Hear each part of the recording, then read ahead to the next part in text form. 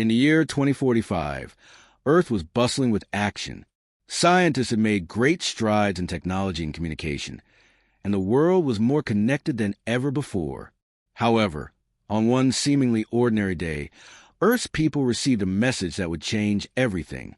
The message came from outer space. It was a broadcast from a powerful alien race called the Zeltrons. They were known across the galaxy for their advanced technology and imposing militaristic presence. The Zeltrons had a message for humanity. They had chosen Earth for conquest. The announcement sent shockwaves around the globe. People were frightened, and governments scrambled to respond. Many thought the end was near, but they were wrong. This was not just a time of fear. It was the start of a fire within people's hearts.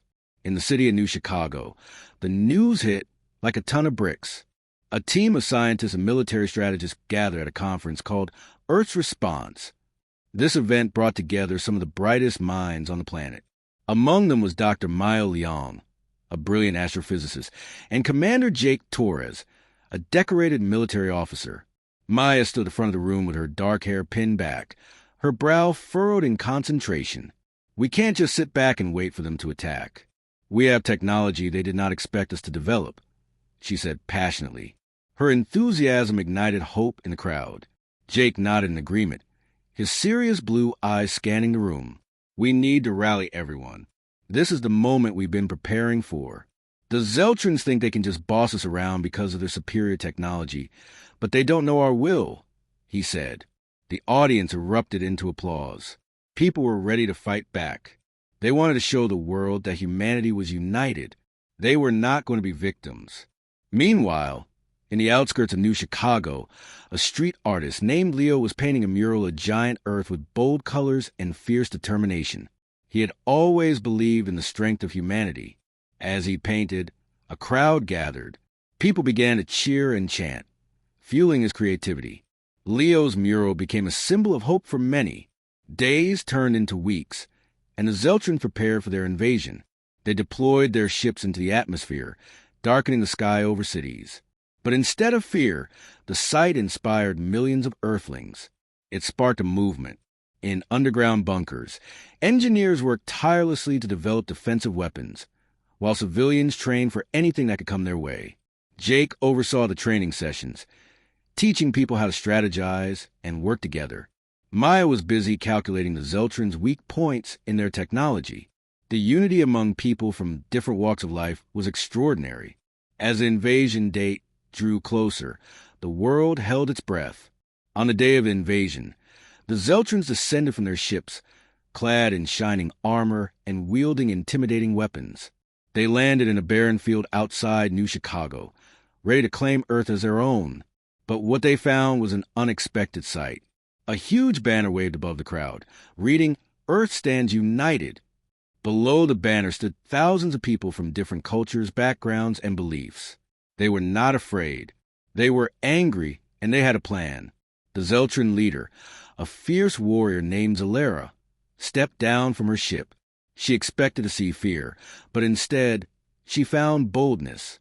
"Humans, bow down, and you shall be spared," she commanded. The crowd did not bow. Instead, they shouted back, "No!" Dr. Maya Leong took a step forward, a device in her hand. "You underestimate us. Zalera, we may be outmatched in technology, but you do not know what you are up against. We will fight for our home and our freedom." Jake stood beside her, representing the united strength of Earth's forces. He raised his voice. "You came here thinking we would cower in fear, but finally we have a reason to unleash everything we've got." For the first time, Zalera looked shaken. She had expected domination, not resistance. The Zeltron elite did not know how to deal with this reaction. Confusion spread among their ranks. Maya activated the device she had been working on, a pulse weapon that could disrupt the Zeltron technology. In unison, the Earth forces pressed forward, fighting with a blend of technology and sheer human spirit. They launched everything they had, laser blasts and homemade barricades. As the clash began, Leo and other civilians joined the resistance, using creativity as a weapon. They created distractions with impressive displays, drawing attention away from the real battles happening. The fighting was fierce, but the human determination shone through. Commander Jake rallied the troops, a mixture of regular citizens and soldiers, reminding them of their purpose. This is more than just a fight. This is for our future, for our children. The soldiers cheered, adrenaline pumping through their veins. Despite the Zeltran's technology, Earthlings fought with passion. The unity and the willingness to protect their home inspired many. Their courage pushed them to fight beyond their limits. The battle raged on, but little by little, Earthlings began to gain the upper hand. They disrupted the Zeltran communication systems, causing chaos amongst their forces. Time passed, and both sides were weary. But Earth's people never lost hope. A strategy emerged: teamwork. They worked together like never before, using every resource available to them. Finally, as the dust settled and silence fell over the battlefield, the remnants of the Zeltran forces began to retreat. Zalera, once so proud and certain, saw the struggles of her troops, who were not used to facing such fierce opposition. She realized that humanity had fought back with everything they had, with their forces diminishing. Zalera made the difficult decision to abandon the attack. The remaining Zeltran ships lifted off, leaving Earth behind. The humans celebrated a hard-fought victory, filled with joy and relief. They had shown that they were not to be underestimated, and they could rise to the challenge. Maya, Jake, and Leo stood together among the throng of people, watching as the last ships disappeared into the sky. Earth had found not only their strength, but their spirit. They had faced a formidable force and showed the universe that they would not be silenced or subdued. They were Earth's people, and they were finally ready to show what they could do when provoked. United, they turned their attention to the future, knowing that together, nothing could stand in their way. The hum started subtly, a low thrum that vibrated through floorboards and rattled windows. It wasn't alarming at first, more of an oddity. People paused, looked around, shrugged, and went back to their lives. Sarah, a graduate student in astrophysics, was the first to connect the dots. She was poring over seismic data, looking for patterns and minor tremors, when she noticed it. A faint, rhythmic pulse originating deep beneath the Earth's crust.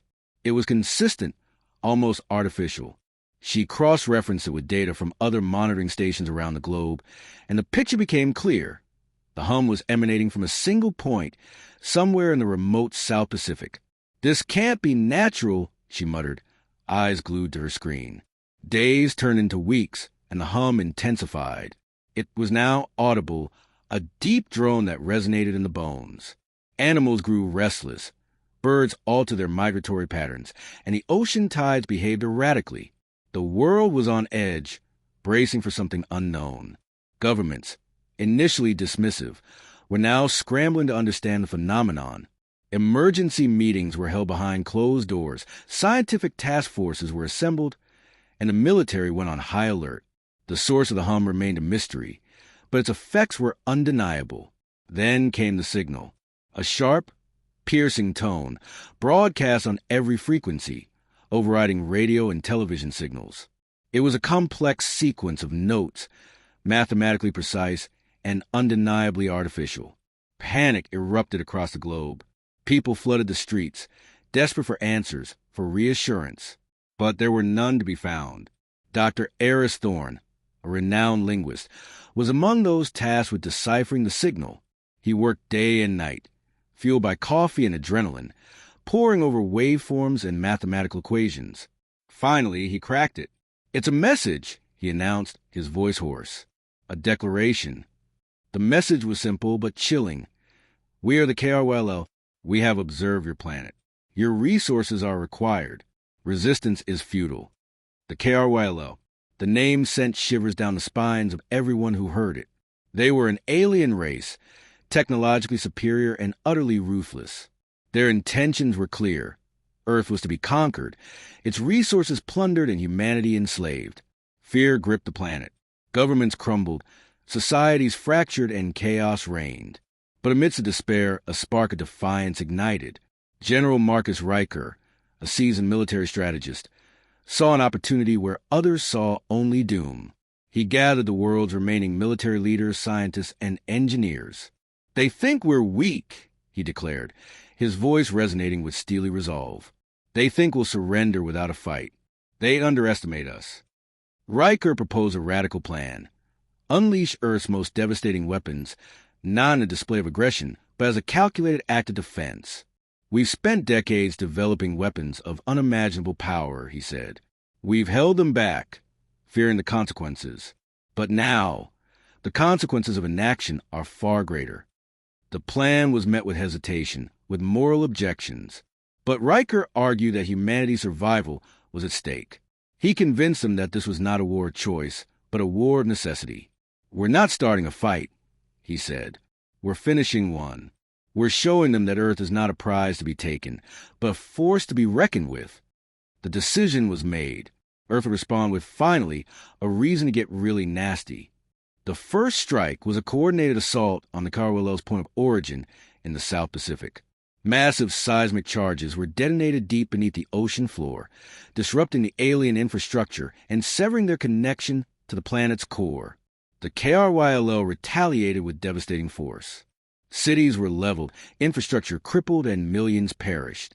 But humanity stood firm, united in its determination to resist. Scientists unleashed experimental weapons, harnessing the power of antimatter, dark energy, and quantum entanglement. Engineers repurposed existing technology, turning satellites into orbital defense platforms and transforming civilian vehicles into armored fighting machines. The war raged on, a brutal and relentless struggle for survival.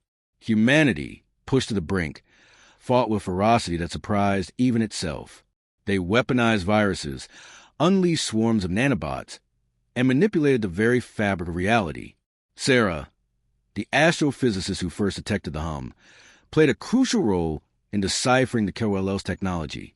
She worked tirelessly, reverse engineering their weapons and developing countermeasures. Dr. Thorne, the linguist, found a weakness in the KRL's language. He discovered that their communication system was vulnerable to certain sonic frequencies, which could disrupt their command and control networks. General Riker, the architect of Earth's defense, led the charge on the front lines, inspiring his troops with his unwavering courage and tactical brilliance. The war reached its climax when the KRYLL launched their ultimate weapon, a planet-destroying energy beam, capable of shattering Earth into fragments. Humanity responded with its own doomsday device, a network of underground particle accelerators designed to create a localized singularity, a miniature black hole. The two weapons collided in the upper atmosphere, creating a cataclysmic explosion that rocked the planet. The KRLL's energy beam was neutralized, but the singularity threatened to consume the Earth. In a desperate gamble, Sarah and her team reconfigured the particle accelerators, using the singularity to open a wormhole, a gateway to another dimension. They redirected the remaining energy of the KRLL's weapon into the wormhole, sending it hurtling into the unknown. The Earth was saved, but at a terrible cost. Billions were dead, cities lay in ruins, and the planet was scarred beyond recognition. But humanity had prevailed. They had stared into the abyss and emerged victorious. The KRYLL, weakened and demoralized, retreated from Earth's orbit, leaving behind a shattered planet and a defiant species. In the aftermath of the war, humanity began the long and arduous task of rebuilding. They learned valuable lessons about unity, resilience, and the true cost of freedom. They also learned that they were not alone in the universe, and that there were forces out there that would seek to exploit and destroy them. But they were ready. They had proven that Earth was not an easy target, that humanity was not a species to be trifled with. They had unleashed their full potential, their capacity for both destruction and creation. They had shown the galaxy that when pushed to the brink, Earth humans respond with, finally, a reason to get really nasty.